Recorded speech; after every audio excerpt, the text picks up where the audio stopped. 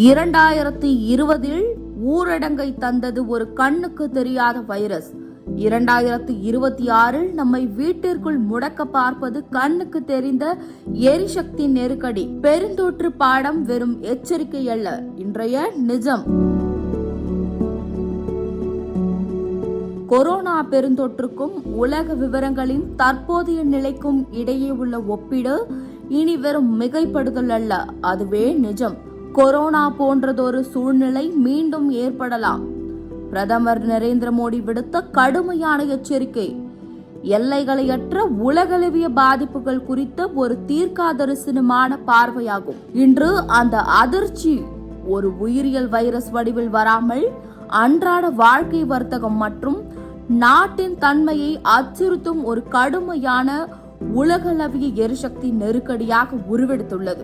மேற்கு ஆசியாவில் ஏற்பட்ட கடுமையான ராணுவ மோதல்களால் தற்போதைய நெருக்கடி வெடித்தது. இதன் உச்சகட்டமாக ஈரான் ஹர்மோஸ் நீரணையை முடக்கியதுடன் கத்தார், ஓமன் மற்றும் ஈரான் முழுவதும் உள்ள முக்கிய எரிசக்தி உள்கட்டமைப்புகள் மீது இலக்கு வைக்கப்பட்ட தாக்குதலும் தத்தளிப்பும் அரங்கேறின. சர்வதேச எரிசக்தி முகாமை வெளியிட்ட தரவுகளின்படி உலகளவிய எண்ணெய் சந்தை வரலாற்றிலே இது மிகப்பெரிய விநியோக தடையை ஏற்படுத்தியுள்ளது.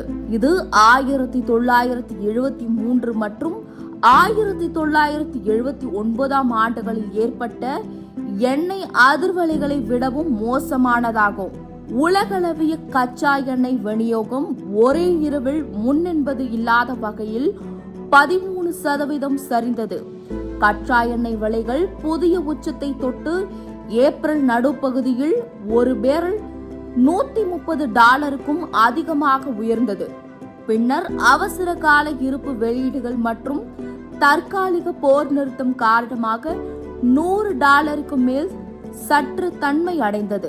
இந்த நீரிணை வழியாக செல்லும் திரவ பெட்ரோலிய வாயு LPG ஏற்றுமதி 80% சரிந்தது. இது ஆசியா மற்றும் துணை சஹாரா ஆப்பிரிக்காவில் உள்ள கோடிக்கணக்கான மக்களின் சமையல் எரிபொருள் தேவையை நேரடியாக பாதித்துள்ளது. கடுமையான கோடை வெப்பம் மற்றும் இறக்குமதி செய்யப்படும் எரிபொருள் பற்றாக்குறை நாட்டின் மின்சார கட்டமைப்பு தொடர்ந்து சிவப்பு எச்சரிக்கை நிலையை எட்டியுள்ளது. மின்சாரத்தை சேமிப்பதற்கான சுழற்சி முறை, மின்வெட்டு தொழிற்சாலைகள் முடக்கம் மற்றும் பள்ளிகள் ஆன்லைன் வகுப்புகளாக மாறப்படுவது போன்ற நடவடிக்கைகள் அங்கு வழக்கமாகிவிட்டன. இந்தியாவில் 2026 பெருந்தொற்று காலத்தில் காணப்பட்ட அதே அவசர நிலை நிர்வாகத்தை அரசு தற்போது கையில் எடுக்குமா?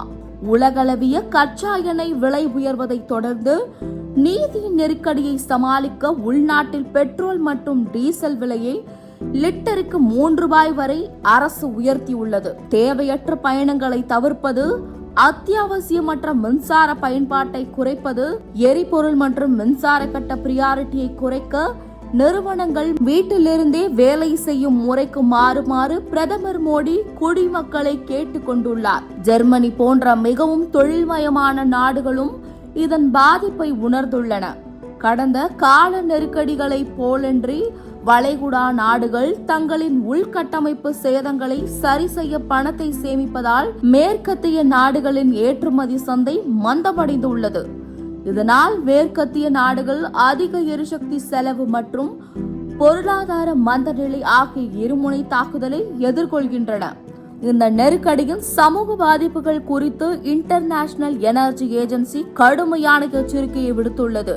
தெற்காசியாவின் சில பகுதிகளில் LPG விலை உயர்வு காரணமாக ஏழை மக்கள் சமையல் எரிபொருள் பயன்பாட்டை கைவிட நேரிட்டுள்ளது. LPG பயன்படுத்தும் குடும்பங்களில் கிட்டத்தட்ட 45% கடுமையான நிதி நெருக்கடியை சந்தித்து வருவதால் லட்சக்கணக்கான மக்கள் மீண்டும் விறகு அல்லது கரியை பயன்படுத்தும் நிலைக்கு தள்ளப்பட்டுள்ளனர். ஒரு அத்தியாவசிய வளத்தின் திடீர் பற்றாக்குறையை சமாளிக்க ஒட்டுமொத்த குடிமக்களும் ஒன்றிணைந்து தேவையின் அளவை குறைக்க வேண்டும். IEA உறுப்பு நாடுகளில் 400 மில்லியன் பேரல் அவசரகால இருப்பு விடுக்கப்பட்ட போதிலும் உள்கட்டமைப்புகள் எவ்வளவு பலவீனமானவை என்பதை உலகம் உணர்ந்துள்ளது. எனவே தற்போதைய அதிர்ச்சியை ஒரு நிரந்தர விழிப்புணர்வாக எடுத்துக்கொள்ள வேண்டும். மலிவான மற்றும் தடையற்ற எரிசக்தி காலம் இப்போது பெரும் சவாலை சந்தித்துள்ளது. மின்சாரத்தை விழிப்புணர்வுடன் பயன்படுத்துவது இனி ஒரு சுற்றுச்சூழல் தேர்வு மட்டுமல்ல, அது ஒட்டுமொத்த பொருளாதார உயிர்வாழ்விற்கான முக்கிய தேவையாகும்.